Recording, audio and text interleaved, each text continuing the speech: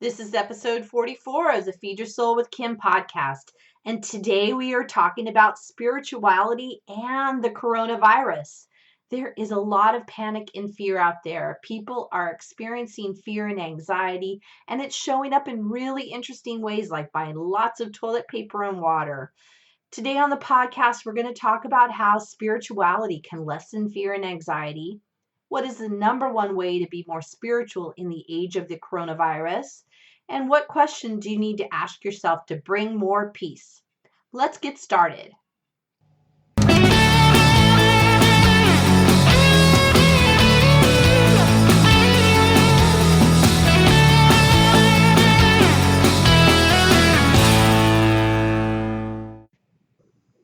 Welcome to the Feed Your Soul with Kim podcast. I am Kim McLaughlin, your host.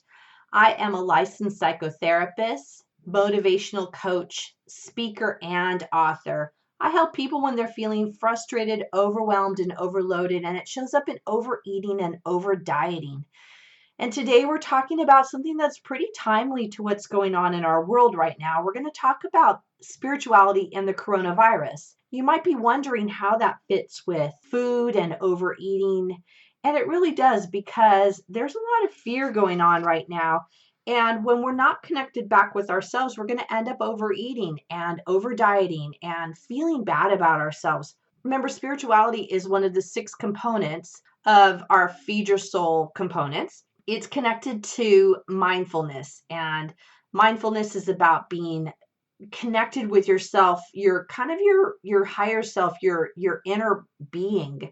And that involves spirituality and whatever kind of faith you might have. So this is really applicable. I'm not going to talk about food at all today, but just know that this is one of the core components that will really help you get more grounded, especially right now, because I wanted this podcast to be timely and be able to really be of service for where you're at. So currently there are a lot of people that are panicking, or feeling really panicky, I should say, and buying items that appear to be odd to other people. There are lots of buying of lots of toilet paper and water, and the people that are doing that are really being shamed. I'm seeing lots of posts on Facebook and other ways that people are taking pictures of others that have a lot of toilet paper in their cart, and they're really kind of shaming each other. And even I felt I had to justify when I went to Costco last week and bought a really large container of toilet paper. We were out, and I like the Costco brand, but I felt I had to qualify why I was getting it, and that it wasn't out of panic, but just we needed it, and that was where we like to go to get it. There's this kind of shaming of people right now, of each other, around this kind of excessive buying of like I said, the toilet paper, the water, but also hand sanitizer. And people are feeling really confused why others are doing this. But there's this sense of fear and anxiety that are really real. And I want to validate it. For those of you that are feeling that way, I get it. I get why you're feeling that way. And I want us to all really move out of that place of shaming each other for making decisions that appear to not be rational, because things don't feel so rational right now. And we're in a state of, where I'm at right now, is we're not able to gather in large meetings. Large concerts are being canceled. Live church is being canceled. Schools are being canceled. Our daughter is home the next couple of weeks because the school is they just canceled school. And this is really unusual and can bring a lot of feelings, including panic and anxiety and overwhelm. I want to just validate that those feelings are real, and I want to normalize this anxiety, that feelings are human, and they give us an important amount of information about what's going on for us. When we feel that fear, it really can be that time to check in and determine what's going on that's feeling, or that's bringing on that sense of fear. What I know is that as we move through those feelings, we then can get that higher understanding about what any particular situation might be. But as humans, I see, and as a therapist, I see that people have to move through the feelings first, that kind of physical experience, in order then to get more of that larger state of what it all means to them. Last time on the last podcast, episode 43, we talked about fear and anxiety in a lot of depth. And we talked about fear is the feeling, the response to a known threat, and anxiety is the response to an unknown threat. And that's really what's going on now, is different senses of what that fear and anxiety might look like. But it's really real right now for people. We talked last week about what you should do to lessen those feelings of fear and anxiety. Once you can do that, then you can move into that more spiritual and mindful way of being present in the world. If you want to know some of the ideas about how to lessen the fear and anxiety, I really recommend you go back and listen to episode 43, which will give you some really step-by-step ways to lessen fear and anxiety. When we find that we're doing something that is kind of different, like stocking up on toilet paper or stocking up on sanitizer or stocking up on water, that we're really trying to do it as a way to alleviate our fear and to help us feel better. But really, it doesn't work and it doesn't bring peace. It might bring peace that you bought it, but I'm talking about wanting to get down inside to that deep sense of knowing that we're at peace, that deep sense of knowing that we're being taken care of in more of a spiritual kind of way. When we haven't looked at the feelings, it's hard to move into that spiritual position, and we then feel real powerless. In order to look at that spiritual aspect of whatever's going on, it means that we're going to have to connect to our spirit and what is our sense of what spirituality is and what is it mean to us to be more spiritual, which really requires us to get in touch with that higher sense of purpose, for ourselves, and move beyond the physical world in order to move into more of that ethereal kind of um, everlasting world, is kind of the best way I can put it. But it helps to start considering how you connect to your spiritual side. Not everybody is connected. I know you're not all necessarily going to feel connected to that spiritual side. I have been working on being in touch with my spiritual side for years, so it comes a lot easier to me than it does to some others. And I don't want you to think that you can't do it just because you haven't done it yet. But when there's a time of crisis where there's kind of this worldwide feeling of overwhelm and anxiety and panic, that this really is the time for us to dig deep and look into what that spiritual side means to us. But it takes effort to move into that spiritual side. It takes some kind of conscious connection and moving in that direction. I encourage you to think about how you're connected to your spiritual sides. And I was thinking of some questions you might be able to ask yourself or to journal on in order to feel more connected to that spiritual side. One of the questions that I really like is, what do I believe is really true about myself in this world? What do I believe to be true about myself in this world? That really connects us with that sense of that higher purpose, and kind of like, what am I here for is kind of the question that goes with that. That's one question. The next question is, what do I believe to be true about life in general? And that's another deep question that really can connect you to, what is your sense of a higher purpose? What do you believe to be true? Because I think we all have that sense of knowing about ourselves and that connection, but we might not label it as spirituality. And I'm just going to label as that for all of us. Partly for me, the connection to my spiritual side is about being kind, being connected with others, and knowing that there's always a higher purpose for everything that happens in my life, even when I don't recognize it at the time. That's often what it is I know that through all the experience that I've had is that there is a reason, a connection to a higher purpose for everything that happens. But sometimes I have to wait until later to reflect back on it to know what exactly that means. And I want to consider that for you, that that's also what might be happening. I know that in order to get into that spiritual understanding, get connected with that spiritual side, it does take that effort that I talked about a little bit ago. And it takes having some daily actions and things that we do in order to connect more with that spiritual side. Some of those things to do, I talk about often. I talk about journaling, and we have lots of podcasts on that. I talk about meditation. I like to use Insight Timer as one way to have a meditation app that I use to get more silent and connected. Also, prayer, and that can come from whatever tradition you're in and what your faith is about.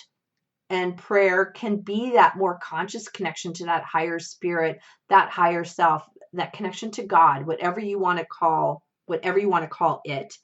And also, another way to have that spiritual connection on a daily basis is to be in nature, to breathe, to walk in nature. There is something so soothing about being in the trees and listening to the wind, or listening to your feet on the leaves, going to the ocean and listening to the waves crash. That is a really grounded way of getting connected with that higher purpose and that sense of spirituality. When I just talked about the things that you can do that are always a connection to that sense of that spiritual side, there are really some things that you can lessen in order to get connected to that spiritual side. So get this idea that there are things that you should do more of, and there are things that you could do less of, because they really kind of restrict our connection with our higher spirit. And some of these things that you can lessen or even stop is disconnect from the media.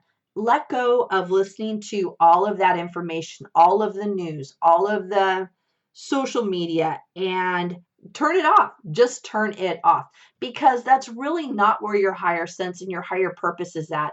And that can often be where more of the anxiety and fear comes from, is from listening from too much media. There is this thing that happens to us when we listen to the same thing over and over again. I remember that in 9/11, that there was this constant playing of the planes crashing into the Twin Towers over and over again. And what it began to feel like was that it was traumatizing us over and over and over again, and making us feel like it was going on continually. Hi, everyone. This is Kim, and my book is out. Feed Your Soul, Nourish Your Life, a 6-step system to peace with food is live. I recommend you get it. It has all my 6 components of feeding your soul, as well as my own story. Pick it up now. You can find it on my website at feedyoursoulunlimited.com. Thanks. Another thing you can lessen or stop is disconnect from the television. Disconnect from being so connected with whatever's going on TV, and just let that all go. We don't need to know what's happening at every moment of the day and everything that's occurring. Lastly, the disconnect from the phone.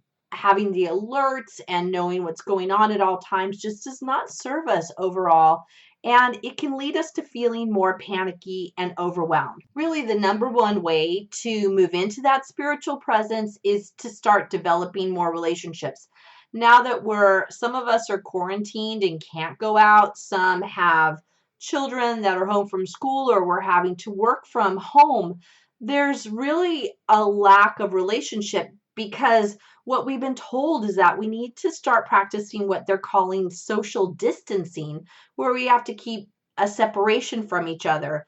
What I've been told is that social distancing is to stand 6 feet from another and to stay away from them and to stay out of large groups. When you're an extrovert like me, that is super tough. And truly, this is the time for us to be more connected than to be less connected with each other. That can be hard when we don't have that opportunity to be connected like we do at work or like we do at school. Now we're going to have to spend more conscious time getting to know each other and being more connected with each other, and really developing that deeper relationship when we don't necessarily have that face-to-face contact. At this time in our history, it's actually really a lot easier. It's a lot easier to be connected because we can do that electronically. There are things like being on the phone and talking with them, going on the internet and doing FaceTime, or doing a Zoom call with people, or having texts with each other. And the way to become more connected is there are some really simple questions you can ask of people to get to know where they're at. Three different questions I came up with is, how are you? And really asking them on a deep way, how are they doing? Another question is, what do you need? I think we need to be kind and ask each other, what do they need in terms of maybe some food, or to drop something off, or to have regular connection. But there is a need to ask each other, what do you need? And really listen to what they say.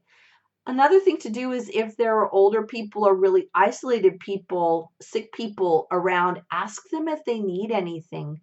There was someone on a group that I follow that he said that he had some time this weekend, and if there was any elderly person who was shut in that needed someone to go pick something up at the store for them, he would go do that.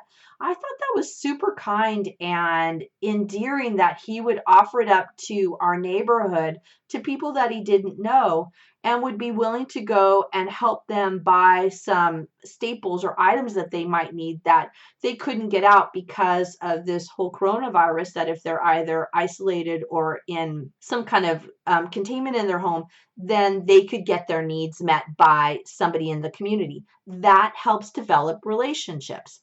When you have these conversations with people, I really want you to think about how you can focus on listening deeply to them. It's one thing to just really hear what people say, but to listen deeply to what they say, listen to their fears and their anxieties, and really move off of the idea that you need to correct them and tell them that how they're feeling is wrong, or that it's not really a big deal.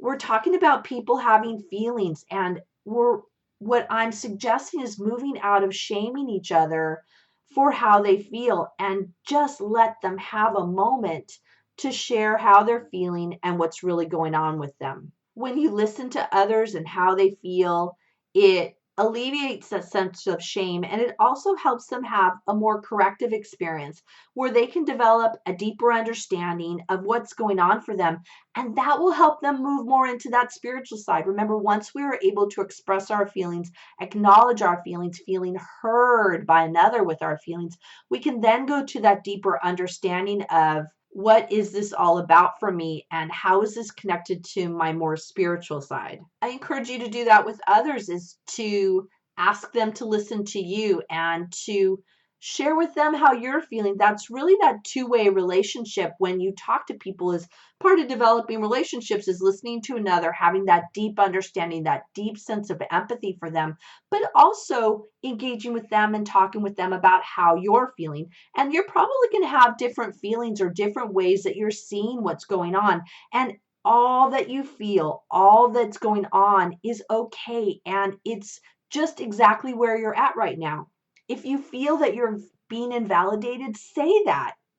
Say, it feels like you're invalidating my feelings. I really need you to just listen how I'm feeling right now and empathize with where I'm at.